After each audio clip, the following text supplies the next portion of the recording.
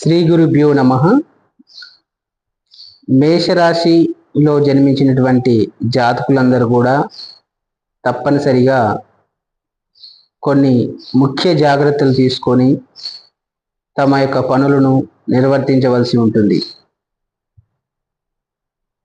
ఏలినాటి శని ఉన్నందున మేషరాశి జాతకులలో ముఖ్యంగా అశ్విని నక్షత్ర జాతకులు మరియు కృతికా నక్షత్ర 1వ పాద జాతకులు తప్పనిసరిగా ప్రత్యేకమైనటువంటి జాగ్రత్తలు తీసుకొని ముందుకు వెళ్ళవలసి ఉంటుంది. ఒకవేళ మేషరాశి జాతకులై ఉండి వారు కుంభలగ్న మకర లగ్న జాతకులు అయి ఉంటే వారికి కాస్తంత రిలీఫ్ ఉంటుంది. ఏది ఏమైనప్పటికీ ఏలినాటి శని మార్చి 29, 2025న మేషరాశి జాతకులకు స్టార్ట్ అయింది. ఈ ప్రభావం 7.5 సంవత్సరాల పాటు కొనసాగుతుంది.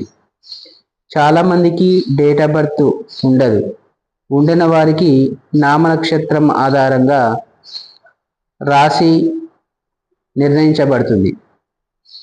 చూ, చే, చోల, లీ, లు, లే, లో, ఆ అనేటువంటి అక్షరాలు ప్రథమాక్షరంగా కలిగి ఉన్న వారందరూ కూడా మేషరాశి కిందికి వస్తారు.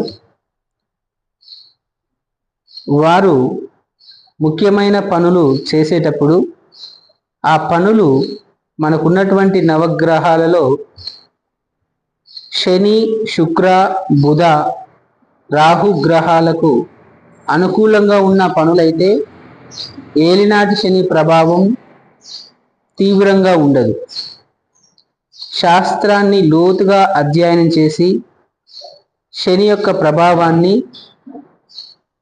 అంచనా వేసినప్పుడు ఈ విధంగా విశ్లేషణ చేసి ఈ యొక్క నామనక్షత్రం కలిగిన వారు లేదా జన్మ నక్షత్రం కలిగి ఉండి స్వతసిద్ధంగా జన్మతః మేషరాశి అయిన వారు, అందులో ప్రత్యేకంగా అశ్విని నక్షత్రము మరియు కృతికా నక్షత్ర 1వ పాద జాతకులందరూ కూడా తప్పనిసరిగా చెప్పినటువంటి అంశాలలో సరిచూసుకొని ముందుకు వెళ్ళవలసిందిగా సూచన.